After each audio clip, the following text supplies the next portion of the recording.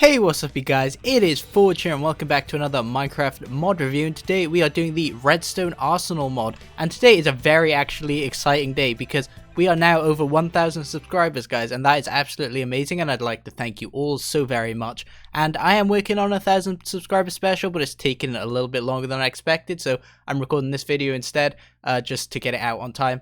So yeah, as always, if you guys do enjoy it, please be sure to leave a like, subscribe, hit the notification bell, and let's get into it. So the first thing we need to make is this Flux Electrum blend, and this can be made in 3 different ways. To get 2 of them, we can combine a pulverized gold, a pulverized silver, and a destabilized redstone bucket, and that'll give you 2 of the Electrum blend. This is just in regular crafting. Or you can use 2 Electrum blend and a destabilized redstone bucket, and you'll get 2 Flux Electrum blend once again. And then we can also put it in a fluid transposer with 500 millibuckets of destabilized redstone and an Electrum blend, and that'll also give you a Flux Electrum blend. Then to turn this into a Flux Electrum ingot, we are going to combine a Flux Electrum blend with a piece of sand in an induction smelter, and that will give you 1 of the ingot. Then we can turn this Flux Electrum ingot into a block for one thing, so to get that we just put 9 of the Flux Electrum ingots in the crafting grid. Now we're going to need to make these flux crystals, and there are 2 ways of making these. One is just in a regular crafting table with 2 diamonds and a destabilized redstone bucket, and another one is in a fluid transposer, and you get 2 for the first recipe. But in a fluid transposer, it's 500 millibuckets of redstone, destabilized redstone, and a diamond to get 1 flux crystal. We can then actually just turn this guy into a block, so a flux crystal block is just 9 of the flux crystals. Now we're going to make this obsidian rod, and this is just made with 2 pulverized obsidian like so, and a blaze powder in the center. And then we're going to turn that into a flux infused obsidian rod, and that is just made with an obsidian rod and 2 flux crystals like so. And essentially what this mod does is it adds a bunch of tools, weapons, armors that are RF powered as opposed to durability. Also, I should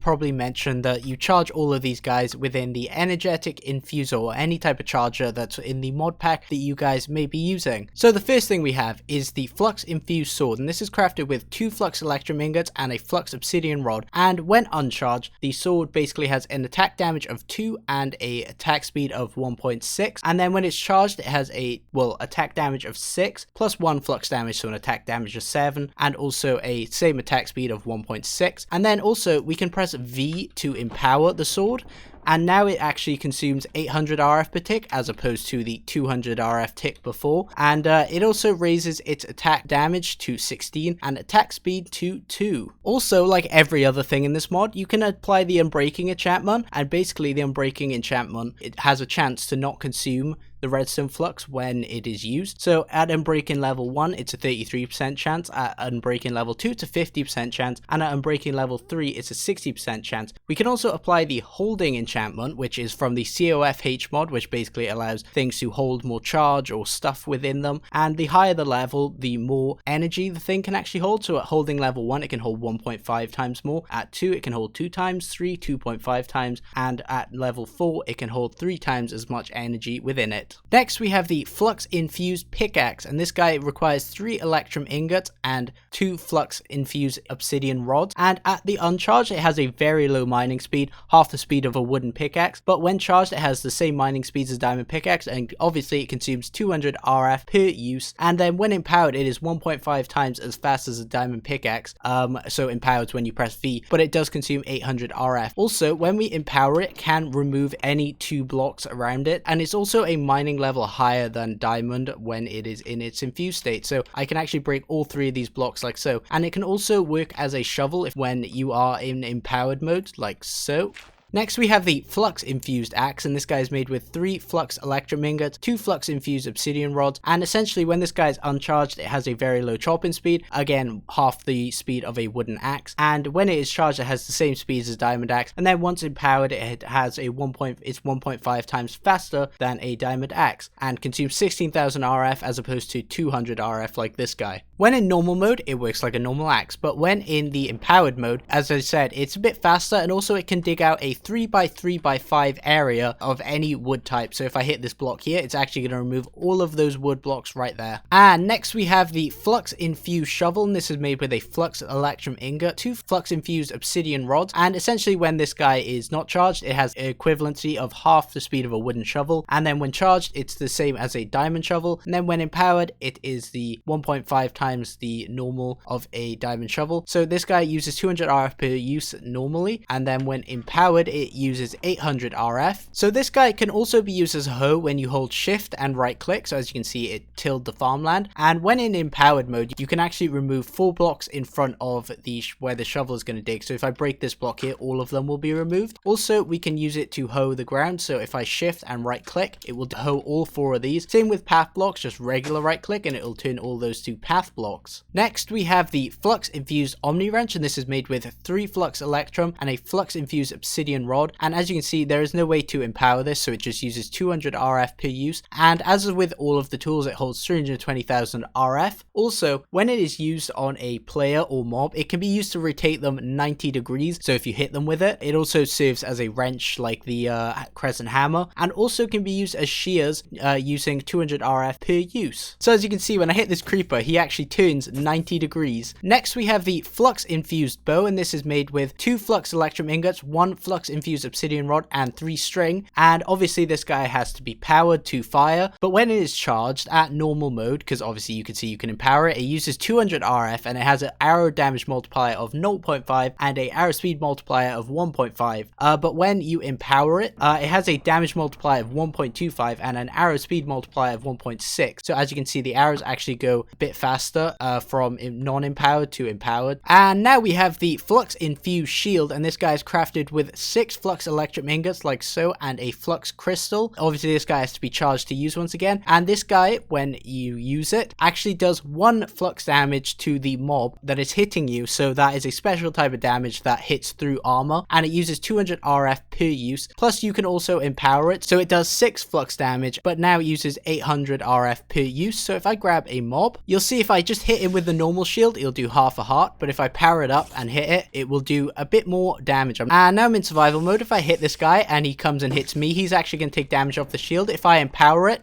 he's also going to take more damage off the shield, as you can see. And next we have the Flux Infused Fishing Rod, and this guy takes 2 Flux Electrum ingots, Flux Infused Obsidian Rod, and 2 string. And obviously this guy uncharged is useless, but it uses 200 RF per use when non-empowered, and essentially when it's not empowered, it has the equivalent of a fishing rod with Lure 1 and Luck of the Sea 1, and uses 200 RF, as I think I've stated. But when you empower it by pressing V, it again uses 800 RF per use, but it also has the equivalency of a Lure 3 Luck of the Sea 3 fishing rod. Next we have the Flux Infused Sickle, and this guy is made with 3 Flux Electrum ingots and a Flux Infused Obsidian Rod, and essentially this guy has to be charged to be used once again. When in normal mode using 200 RF, it can break 49 plant-like blocks, so a 7x7 area like a regular sickle. But when empowered, it can break up to 121 blocks, so an 11x11 area, and this guy now actually consumes, as you can see, 1200 RF per use. If you sneak and hit the block, the plant, then it'll only destroy 1 block at a time. Next we have the Flux Infused Hammer, and this is made with 5 Flux Electrum ingots and 2 Flux Infused Obsidian Rods, and this guy when uncharged is even slower than a wooden pickaxe and can only break 1 block at a time, like so. So if we come over here and we have this 2x2 area, it can only break 1 block at a time. Then when it is charged up, it can do a 3x3 area and has the equivalency of a diamond hammer. So if we come over here now, we can actually break a 3x3 area, and then when empowered, it uses now 1600 RF per tick as opposed to 200, and it can do a 5x5 area. Also, if you do sneak and hit the block, then it will only destroy 1 at a time. Next we have the Flux Infused Excavator, and this guy is crafted with 2 Flux Infused Obsidian Rods and 3 Flux Electrum ingots, and when uncharged, once again it has the equivalent speed of even slower than a wooden shovel and can only break 1 block out. When charged, it uses 200 RF per use and can do a 3x3 area like so. Oh, and has the digging speed of a diamond excavator. And then when empowered, it has the speed of 1.5 times as fast as a diamond excavator, and also uses 1600 RF as opposed to 200, but does a 5x5 area like so. And you can obviously shift and left click to break 1 block at a time. Next, we're going to need to make one of these Flux Electrum gears, and these are made with just 4 Flux Electrum like so, so, or you can make it in the compactor with full flux Electrum. And we're going to use this to craft the Flux Infused Battle Wrench, and this guy is crafted with 2 Flux Electrum ingots, a Flux Electrum gear, and a Flux Infused Obsidian Rod. And this guy, when at basic level, no charge, just does 2 attack damage and 1.6 attack speed. This is like a multi-tool. It's a sword type attack thing and a wrench like the Omni wrench. So it can't be used as a wrench when uncharged, but then once charged it uses 200 RF per use and does 7 attack damage and 1.6 attack speed. And also when mobs are hit with it, again